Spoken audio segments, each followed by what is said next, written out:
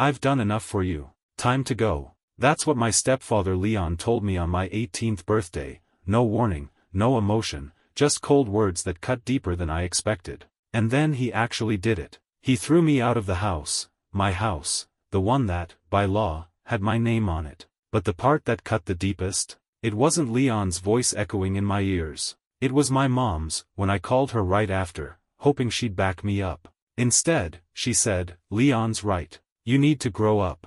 They really believed they were washing their hands of me, getting rid of some burden they'd carried too long. What they didn't see coming was that, just 1 week later, they'd be the ones packing boxes, walking out that same front door, including my mother. The fallout came fast. Some folks said I did the right thing. Others claimed I went too far, especially when they heard I'd kicked my own mom out of what they assumed was her home. So that's why I'm here, laying it all out. You tell me, was I wrong for standing up and reclaiming what was always mine? Hey everyone, I'm Ethan. I'm a psych major, just starting out at a small college tucked away in Northern California. A lot of people study psychology to help others heal from the scars they carry. Me? I want to figure out why some wounds never bleed, yet ache like they've been open for years. I'm not the type to dwell on the past. I really try not to be. But if I had to point to one moment that split my life in two, it was my 18th birthday. It wasn't some big dramatic day. There was no storm, no car crash, no fight.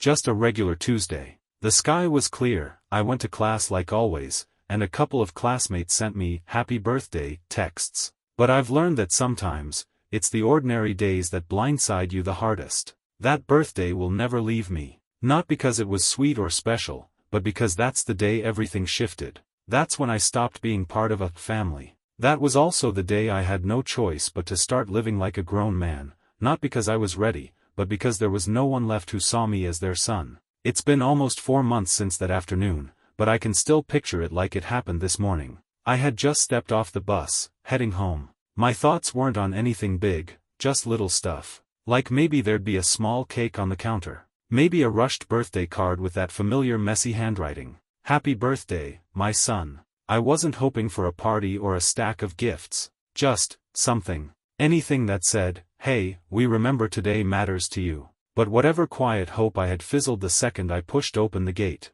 Leon was already out front, standing on the porch like he'd been waiting. He had my backpack in one hand, the strap stretched and twisted like it had been yanked off a hook. There was no hello. No small talk. Definitely no birthday wish. He just dropped the bag on the tile and said, voice dry as dust, "I've taken care of you long enough. Get out of my house." I froze. I mean completely. Couldn't speak. My mouth opened like I was gonna say something, then closed again. My arms dropped to my sides, my nails digging into sweaty palms without me even realizing. Finally, I stammered, You can't just throw me out. This is my mom's house." He let out a smirk, like I'd cracked a joke. "It's my house too," he said, crossing his arms. "Go ask your mom." And just like that, his voice turned to ice. "You're 18 now. You're an adult. That means you're on your own. I don't owe you a damn thing." My heart was thudding so loud, it felt like my ears were echoing with each beat. I grabbed for my backpack, my throat locked up. "Mom won't go for this. She wouldn't let this happen." Then came a voice from above, sharp, smug, and full of sticky pops from bubblegum. "Oh really? You sure about that?" It was Tessa, Leon's daughter from his last marriage. She was leaning over the upstairs balcony, phone in hand, staring at me like I was some stray dog wandering up the driveway. And she didn't stop. She already agreed. "Don't believe me? Call her." Her words hit like a punch I'd seen coming but still hadn't prepared for. I clenched my fists, my voice barely holding steady. "You can't do this. None of you have the right." Tessa came down the stairs slow and lazy, then stopped in front of me and pointed at my backpack like it was something she was about to toss in the trash. "If you forgot anything, better come get it before tonight. That room's mine in the morning." Then she turned to leave, but not before she threw one last dagger over her shoulder. "Happy birthday, Ethan." I stood there, just stood there, staring at that old bag on the ground like it might speak up and tell me what to do. I didn't bend down, didn't go inside. I stayed frozen, hoping maybe if I stood still long enough, this whole thing would disappear. After 10 minutes or so, when my hands stopped shaking enough, I pulled out my phone. I called my mom. My thumb hovered for a second before I pressed the button, like if I called fast enough, I could still fix this somehow. It rang 3 times before she answered. Her voice came through calm, with traffic noise behind it. "I'm here. What's going on, Ethan?" I swallowed hard. My eyes were still locked on the backpack like it held the last piece of my sanity. My voice cracked as I said, "Mom, Leon kicked me out." No gasp. No shock. Not even a pause like I hoped. Just silence. Then, in that soft tone I used to think was kind, she said, "I know." Everything in me just dropped. My chest tightened like my heart was trying to rip its way out. What? You know? And you're not doing anything? I still clung to this stupid hope that if I just said it out loud, she'd snap out of it. Step in. Be my mom. But all I got was a sigh. Her voice dropped, cold and detached. "Ethan, you're 18. It's time you stood on your own. Leon's just doing what has to be done." I felt like I was swallowing glass. "You call this being independent? Throwing your kid out like trash?" She went quiet again. And when she finally spoke, it was the final cut. "Leon's right. You need to grow up." And just like that, I knew. I wasn't standing there because I was stunned anymore. I was still because I couldn't believe I ever trusted her. "One last time, I tried." My voice dropped to a whisper. "You know today's my birthday, right?" There was a pause. I heard her breath catch. And then, flat, empty, robotic, came her reply. "Happy birthday." And then she hung up. "Happy birthday." That was the last thing my mom said before the line went dead. I stared at my phone as the screen dimmed to black, like even the device didn't want to deal with what just happened. And right then, something cold and painfully clear settled deep inside me. She had made her choice. And it wasn't the right one. It wasn't love either. She picked the man she slept beside instead of the boy she once promised to never walk away from. And me? I was left standing there, alone. Just a worn-out backpack on the ground beside me and the last broken pieces of the idea I used to have about what family meant. I didn't move for a while after the call ended. Just stood there on that porch, still gripping my phone like it was the last rope connecting me to anything familiar. I felt empty. But then instinct kicked in, you know, that feeling when you've got nobody left to turn to, so your mind reaches for the one person who's never let you down. I called Uncle Daniel, my dad's younger brother. We didn't talk often, just saw each other during holidays or the odd get-together. But he always made me feel seen. No judgment. No sideways looks. Just steady presence. About half an hour later, his car pulled up to the curb. He didn't even ask what happened. Just waved me over. "Hop in," he said. Then, without missing a beat, he pulled out his phone. Right there in the driver's seat, he dialed my mom. I sat next to him, quiet, listening. She picked up, and before she could say anything, Uncle Daniel laid it out. "Margaret, I've got Ethan with me. He just told me Leon kicked him out. What the hell is going on?" Her voice came through the speaker like ice, flat, short, clipped. "This is family business. Stay out of it." Uncle Daniel let out a dry laugh, the kind that doesn't come from humor but disbelief. "All right, then," he said calmly. "Just know you passed up your chance to make this right. I'll bet you anything, you and Leon will be out of that house within a week." And I swear, in that moment, it felt like someone had finally lifted a weight off my chest. Not because she was wrong, but because someone finally had the guts to say the truth out loud. Uncle Daniel turned to me, met my eyes, and didn't ask a single question. Just said, "Let's go, kid. You've always got a place with me." By 7 that evening, I was sitting at their dining table. The air smelled like spices and home, chicken curry simmering in the kitchen. Aunt Grace welcomed me with that calm smile of hers, the same one I remembered from when I was little. She shook my hand, gentle but grounded. "You've lost weight, Ethan," she said, eyeing me like only a mother figure can. "No one feeding you right, huh?" I gave her a soft smile. Didn't say anything. Didn't need to. A little later, their daughters, Chloe and Madeline, came bounding down the stairs, each with a stuffed animal in hand. They stopped when they saw me, eyes wide with curiosity. "Is Ethan staying, Mom?" one of them asked. "He can sleep in our room if he wants. We sleep together anyway." I laughed, warmth creeping into my chest. "I can crash on the couch. It's totally fine." But Aunt Grace didn't even let me finish. She waved her hand like she was swatting away the idea. "No one in this house is just a guest," she said. And somehow, those simple words stuck with me more than any hug or apology could have. That night, I had dinner with people who weren't perfect, but they were kind, and safe, and present. Something I hadn't felt in a long, long time. Uncle Daniel sat across from me, eating slow, like he was working up to something. And then, out of nowhere, he put his chopsticks down and locked eyes with me. "There's something you need to know, Ethan. About that house you used to live in, and what your grandfather left behind." I froze mid-bite, spoon hovering halfway to my mouth. "What do you mean?" He didn't answer right away. Just held my gaze like the weight of what he was about to say needed time to settle first. "Not yet," he finally said. "Finish your food first. But tonight, I need you to really listen." And so, on the night of my 18th birthday, I started to learn that some truths don't just sting. They change the entire map of who you thought you were, and where you thought you belonged. About 30 minutes later, Uncle Daniel brought me a mug of coffee. The aroma wrapped around me like a blanket, mixing with the warmth of the wooden house. I sat near the window, still in my jacket, still not fully settled in. Still not sure if I even had the right to feel like I belonged. Uncle Daniel sat across from me, his eyes more serious now. For a long moment, we just sat in silence. I could hear the tick of the wall clock, soft and steady.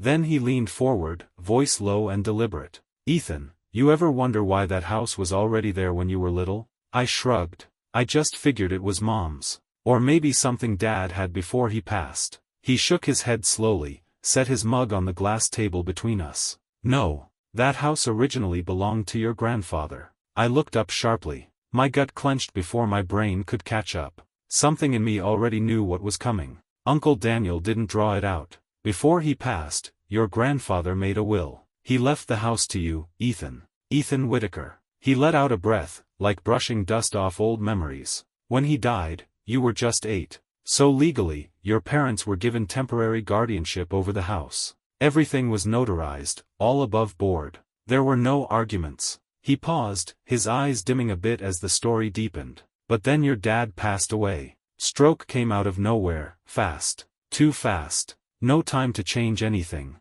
After that, your mom was the only adult left with access to the documents." My heartbeat slowed, each word hitting harder than the last. Uncle Daniel leaned forward again, his elbows resting on his knees, eyes on the floor like he was watching old memories play out there. 2 years after your dad passed, Leon showed up. And that's when things started to shift. He sighed. "No one talked about the house anymore. No one mentioned who it belonged to. And you just kept growing up in that house with your name on it, never knowing it was already yours." I didn't say a word when he finished. I couldn't. No frown. No questions. Just my hands, clutching the armrests of the chair so tightly that the veins on the back of them looked like they were screaming for me. I tried to take a breath, but the smell of coffee was gone. All that was left was a bitter taste in my mouth. The kind that doesn't come from what you drink, but from what you finally understand. Then Uncle Daniel reached into the drawer of the coffee table and pulled out an old folder, thin,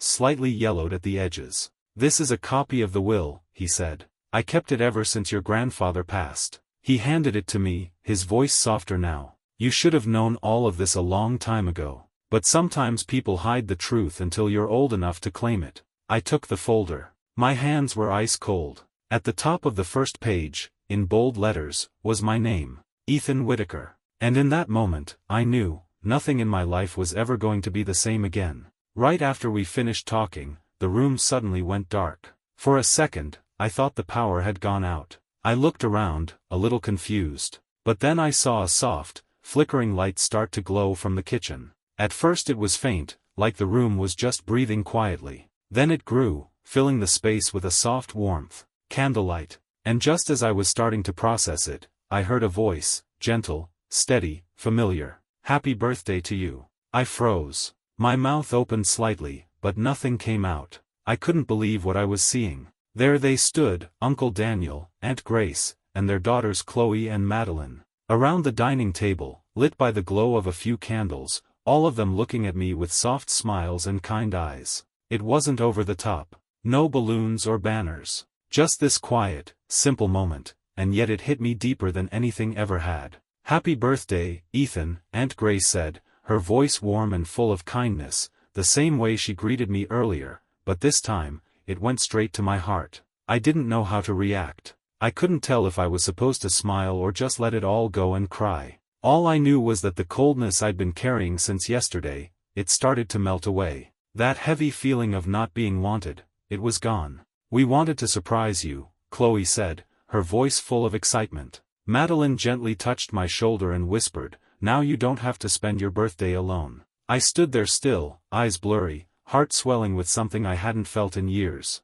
Peace. Belonging. Real warmth. For the first time in my life, I felt welcome. Not because I'd done anything to earn it, not because I'd played a role or checked a box, but simply because I was me. And somehow, that was enough. The next morning, a little after 9, we finished breakfast and Uncle Daniel poured me a fresh cup of coffee. He looked across the table at me and said, "It's time you met someone who can help." He didn't explain, just nodded toward the door. The look in his eyes told me everything. I needed to be ready for whatever came next. We drove into the city, to this old building with a lot of character, arched windows, brick walls, the kind of place you know has seen a lot of stories. Inside, we walked down a long hallway and stopped in front of a door with a gold plaque. "Mr. Ellison, attorney at law." Uncle Daniel knocked, and we were invited in. Sitting behind a large wooden desk was a man who looked like he'd been doing this a long time, middle-aged, sharp eyes, and a presence that told you he missed nothing. "You must be Ethan," he said, setting down his pen. "Daniel's told me about you." His voice was calm and steady, the kind of voice that could cut through panic. Uncle Daniel motioned for me to sit across from Mr. Ellison, and then sat down beside me. "Go ahead," he said, "tell him everything." So I did. I laid it all out, getting kicked out, learning about the will, the truth about the house. I didn't hold anything back. Mr. Ellison didn't interrupt. He just nodded now and then, taking notes in a small leather-bound notebook. Once I finished, he took a quiet moment, adjusted his glasses, then looked me straight in the eye. "Ethan," he said, "based on everything you've told me and the documentation your uncle provided, this house is legally yours. It's your inheritance, left to you by your grandfather, and you have every right to claim it." Those words hit like a wave of relief.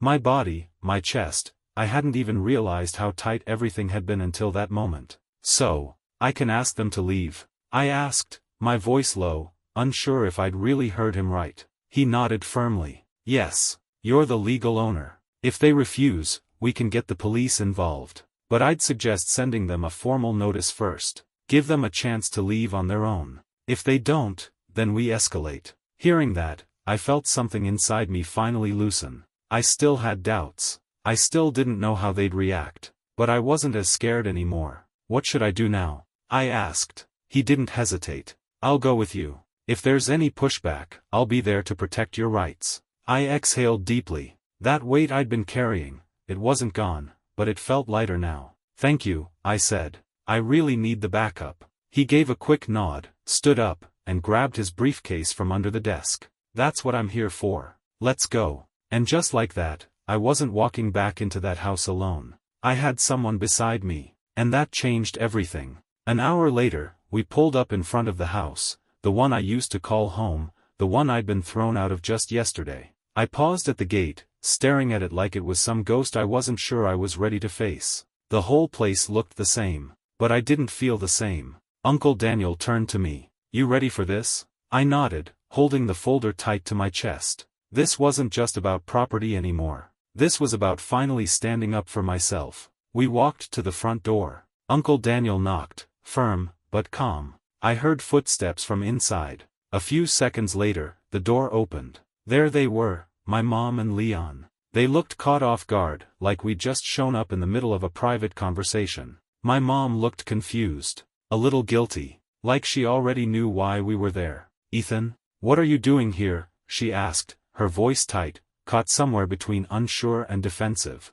"I came home," I said, meeting her eyes before turning to Leon. I didn't owe them an explanation. Not anymore. This was my house. They just didn't know it yet. Uncle Daniel stood like a wall beside me. Then Mr. Ellison stepped forward. Calm, confident. "I'm Ethan's attorney," he said clearly. "According to the will left by Ethan's grandfather, this home legally belongs to him. He has every right to be here and to take possession of this property." The words landed like a hammer. My mom's eyes flicked between Uncle Daniel and me, as if trying to figure out if this was a bluff. "But this is our home," she said, barely above a whisper. Not with conviction, more like she was trying to convince herself. Not anymore, I said. My voice didn't shake this time. This is my home now. Mr. Ellison turned back to them, his voice like stone. Per the will and the current legal records, you no longer have any right to occupy this property. I'm going to have to ask you both to leave the property now. Mr. Ellison said it plain and direct,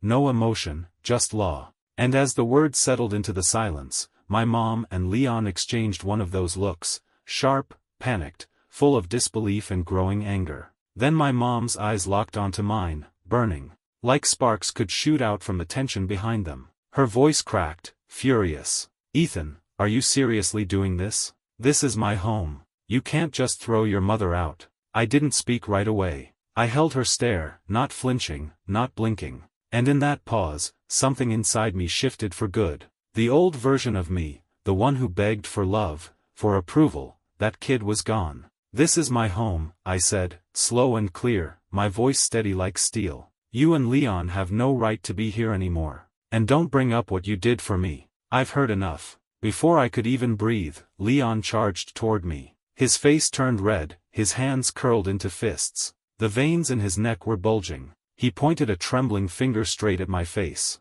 You don't get to throw us out, Ethan, he snarled, voice low and dangerous. Who the hell do you think you are? He stepped in like he was ready to pounce. But I didn't move. Not an inch. I stood firm, more grounded than I'd ever felt in my life. Just as Leon leaned forward, Uncle Daniel stepped in like a wall between us. No hesitation. No fear. That's far enough, he snapped. Back off, Leon. Don't you dare touch him. If you so much as lay a finger on this boy, I'll have you arrested for assault. Leon stopped mid-step. His chest was rising and falling fast, but he didn't come any closer. Uncle Daniel held his stare, unblinking, daring him to try again. Then my mom turned to me. Her face tight, wounded, like she was searching for one last angle to break through. Her voice shook. You really want to throw me out? After everything I've done for you? I met her gaze. No hate. No anger. Just the finality of someone who's had enough. I've made my decision, I told her, voice low and calm.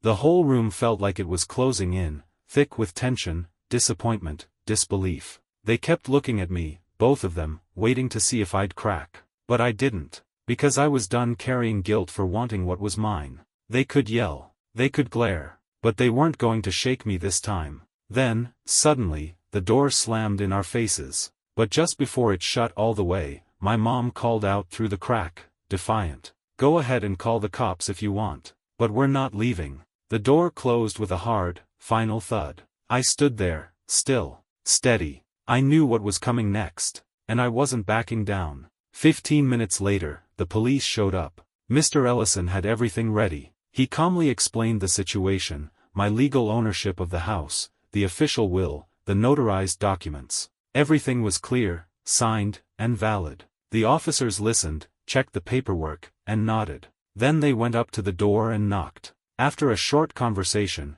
they asked my mother and Leon to vacate the property immediately. Once the officers checked the records themselves, they confirmed, no lease, no ownership. The house was mine. My mom had only been my guardian. And now that I was legally an adult, she had no standing here. One of the officers pulled me aside gently. Ethan, I get it. You're within your rights. But, maybe give them a couple of days to find another place? And just like that, something burned hot inside me. Not because I wanted to be cruel, but because I was done playing nice while people tossed me aside like I didn't matter. What about yesterday? I asked, my voice colder than I meant it to be. I pulled out my phone and opened the video, footage from the front porch cam. There it was, time-stamped. Leon throwing my backpack out at 3 p.m. Mr. Ellison stopped mid-sentence, flipped through my documents in a flash, and then looked up with a spark in his eyes. Ethan was born at 5 p.m. on December 15th, he said. That means at 3 p.m. yesterday, he was still legally a minor. The air in the room shifted. The officers glanced at one another. My mother went pale. Even Leon looked like the blood had drained from his face. One officer turned to me and nodded slowly. That changes things, he said, his voice firm now. Yesterday's eviction? That was illegal. He was underage. Mr. Ellison took me and Uncle Daniel aside. Ethan, he said, voice calm but serious, do you want to press charges? Go after them for what they did? You'd be well within your rights. Inside, I was torn. One part of me wanted to go all in, make them pay, show them I wasn't some disposable burden. But another part of me still saw my mother, still remembered her lullabies, her laugh when I was little. I let out a slow breath. "No," I said. "I'm not pressing charges. I'll take the house back. I'll have them out today. But that's as far as I'm going, for now." Then I added, "They've got 3 days to come get the rest of their stuff. After that, it'll be outside the gate.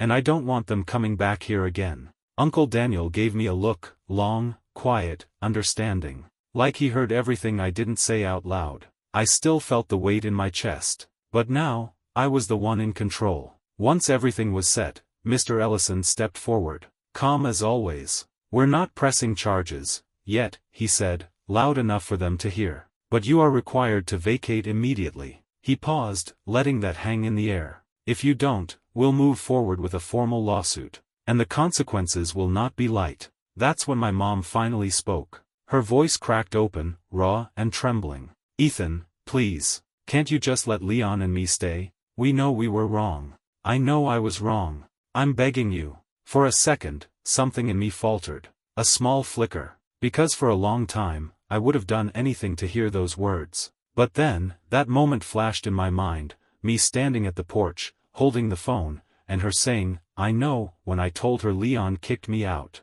She had stayed silent. She had chosen him, not me. And now she wanted compassion? "No," I said. My voice didn't even shake. "You stood by and let it happen. You didn't protect me. So now I'm protecting myself." She didn't respond. Her eyes dropped to the floor. Maybe from shame. Maybe just tiredness. But either way, she had nothing else to say. She didn't say anything else. No apology, no justification. There was just silence. And honestly, there was nothing left to say. The whole scene had already crumbled past repair. I wasn't going to let guilt or emotion cloud what I knew deep down was right. What rose in me instead was this strange calm, like relief and justice had met somewhere in the middle. For the first time in what felt like forever, I wasn't scared. And right then, as if the chaos wasn't quite done yet, the front door opened again. Tessa walked in, Leon's daughter. The second she realized what was happening, she snapped. "Who the hell do you think you are, throwing my dad out of this house?"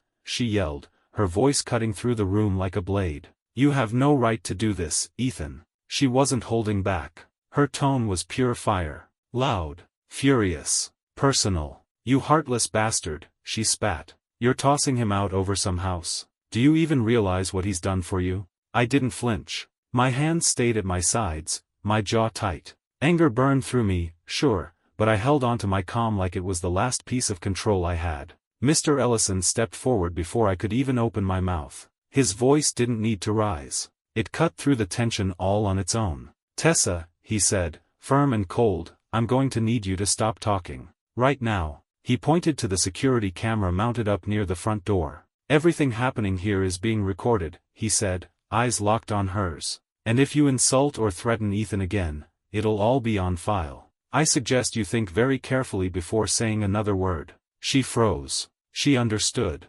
Maybe she still wanted to fight, but her body language shifted. Her mouth tightened. She hissed under her breath, "You're going to regret this, Ethan." But Mr. Ellison didn't budge. He took one step closer, calm as ever. "Leave now, Tessa. Or I'll call for legal intervention immediately." For a moment, it looked like she might fight back. But she didn't. She backed down, quietly seething, but silent. And just like that, it was over. My mom, Leon, and Tessa had lost. And they knew it. The officers stepped in again, voices stern and final. "It's time to go," one of them said. Immediately, they started gathering their things. No shouting. No last-minute outbursts. Just heavy silence. One of the officers turned back to them with a warning in his voice. "If any of you show up here again without permission, or make any attempt to harm Ethan, the law will step in. And next time, there won't be any warnings." He paused, making sure they heard every word. "You were let off easy today. There won't be a second chance." No one said a thing. Not my mom. Not Leon. Not even Tessa. They just walked out. Bitter. Silent. Defeated. And me? I stayed where I was. Still. Calm. Finally breathing like the air wasn't choking me anymore. That cage I'd been stuck in for years? I'd stepped out of it, and I hadn't even realized I was inside one until now. Just before she stepped off the porch, my mother turned back around, eyes tired, voice quieter than before. "Ethan, please. Just give me an hour. That's all I ask. Let me pack what I need. I'll go right after." I stood there a moment, weighing it. My heart felt like a brick. Part of me wanted to say yes, to give her that last bit of dignity, a way to walk out with her head halfway up. But another part of me was just tired. Tired of the late apologies, the empty promises, the quiet betrayals. Finally, I let out a breath and said, "Fine. 1 hour. But I'm staying right here. And Uncle Daniel and Mr. Ellison stay too. You pack under our watch." She nodded, slowly. No fight left. Her expression was distant, worn down. She didn't speak another word. Uncle Daniel stood beside me, solid as ever. Mr. Ellison gave a quiet nod, like he was confirming, "We've got this under control." For the next 60 minutes, my mother and Leon moved through the house like ghosts. They barely spoke, just packed. I didn't watch them closely. I didn't need to. From the way they rushed and avoided eye contact, I could tell they knew, they were done. They didn't own this place anymore. Not legally. Not emotionally. This was the price they had to pay for choosing pride and control over love and truth. Uncle Daniel and Mr. Ellison kept their eyes open the whole time. They checked everything that left the house. No valuables slipped past. No shady moves. At exactly 1 hour, I turned to my mother. "That's it," I said. "Calm. Clear. Whatever you didn't pack today, I'll put outside the gate in 3 days. You can pick it up then." She didn't argue. Didn't beg. She just lowered her head and walked out. Leon and Tessa followed behind her. No drama. No yelling. Just the click of a door closing on people who once called this place home. And me? I stayed inside. Still standing. Still breathing. And finally, free. It's been 4 months since that day. The house, my house, is now fully in my name. The legal work dragged a bit, but it ended the way I needed it to. And now I can say it, with no doubt in my voice, I got back what was mine. Not just the keys or the deed, but something deeper. My freedom. My peace. For the first time in years, I feel safe in my own space. Like I belong here. And since that day, not a word from them. Not one phone call. No apology. Just silence. And truthfully, I don't miss it. At first, the quiet felt strange. Like the house was too still. No yelling. No tension. No eggshells underfoot. But over time, I realized, this silence wasn't emptiness. It was peace.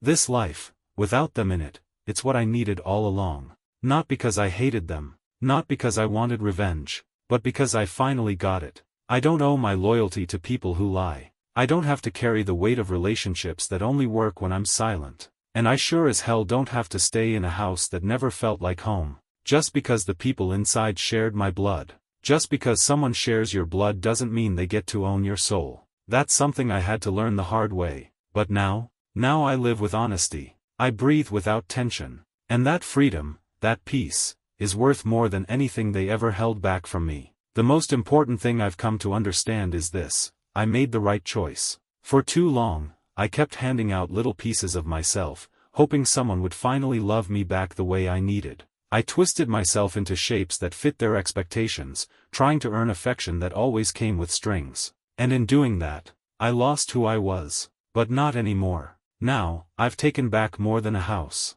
I've taken back my life, my voice, my identity, my self-respect. So if you're reading this, and you've been stuck in that same place, trapped in a house or a relationship or a family that makes you feel small, I want to say something to you directly. You don't owe anyone your silence. If you're at that crossroads, standing there torn between keeping the peace or choosing yourself, choose you. Even if it breaks your heart. Even if it turns everything upside down. Because once you take that step, once you finally stand up for yourself, something changes inside you forever. And you realize something powerful. You were never the problem. You weren't asking for too much. You were asking to be free. And you deserve that freedom. Don't be afraid to make the hard call. The biggest changes in our lives, they often start with one brave moment, one honest decision. And remember this: no one, not family, not friends, not anyone, can take your life from you, unless you let them. Before I wrap up this story, I want to ask you,